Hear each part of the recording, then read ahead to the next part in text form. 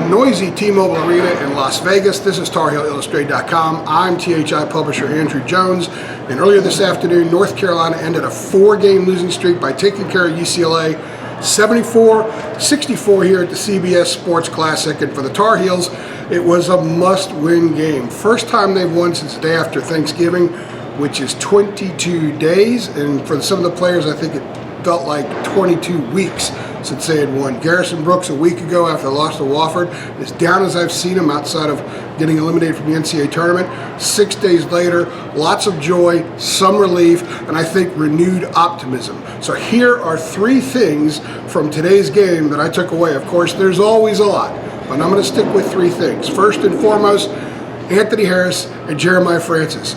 2 weeks ago today, as I speak right now, neither one of them had played in a North Carolina game yet.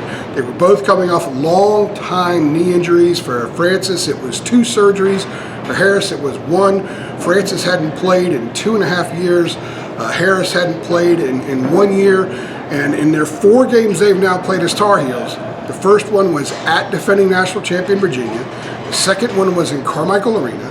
The third one was at Gonzaga, who will be the #1 team in the nation this coming week and might win the national title this year. And then today against ballyhooed, fabled UCLA in this event. They still haven't played a game in the Dean Dome yet. However, they might be the 2 most important players of this past week for Carolina basketball. The offense runs a lot better when Francis is on the floor. He looks to distribute, things move a little bit better. Without him on the floor today, they ran a lot in quicksand. In fact, there were times when it looked like UCLA was in a zone, even though they were in man, because the offense just wasn't moving very quickly. There wasn't great movement. The ball wasn't rotating all that well. The guys just looked a little bit indecisive. Francis got them going, and in the second half, Harris exploded.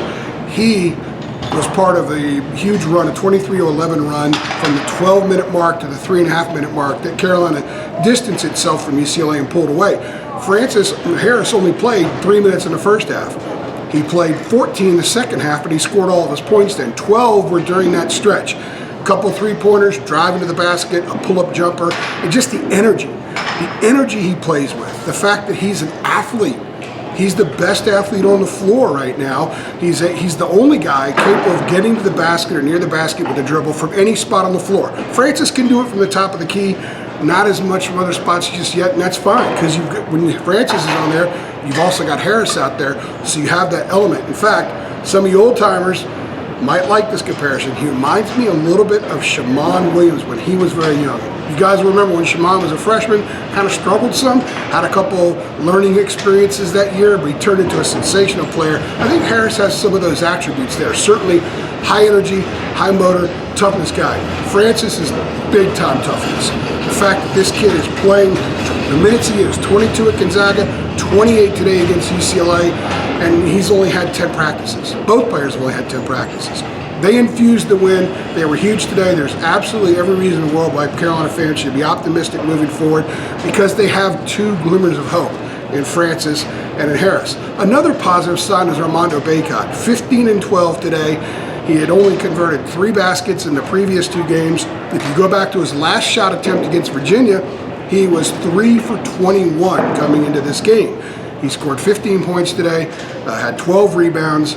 He was a force around the basket, still made a lot of mistakes, but growing pains when you produce numbers are a great thing, and that's what Roy Williams got from him today. He took him out twice because of mistakes, but Armando didn't let it get to him. I think there were times when maybe mistakes kind of got to him a little bit, but today was a sign of growth. It was a sign of a little bit more maturity, and as a result, he was big today. In fact, when the Tar Heels made their run, and this is the 3rd point, Bacot, Francis, and Harris were on the floor, 3 freshmen. Think about it. Those 3 freshmen were on the floor. 2 of them haven't yet played in the Dean Dome yet. The other one's been playing on 1 ankle for a while and has been hobbled for most of the season.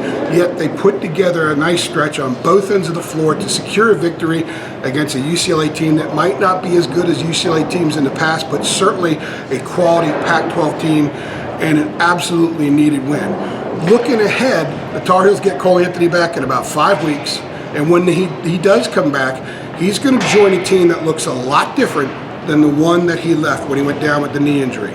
Harris is going to have all the games between now and then to continue to improve and get in better conditioning and fully embrace what Roy Williams wants him to do on the floor. Harris is going to have an opportunity to continue making mistakes and learning from his mistakes, which is the really cool thing about today. He'd make a mistake on one end, he'd make up for it on the other end. You can live with that stuff when guys are doing positive things as well. So when Cole Anthony comes back in 5 weeks, Bacot should be healthy, Leaky Black should be healthier, Garrison Brooks is Garrison Brooks, and then you have the Francis and Harris element. As far as the other guys go, you know, they've had opportunities. They've had opportunities to produce. They haven't done it. Roy Williams told them that after the game, told the media that after the game.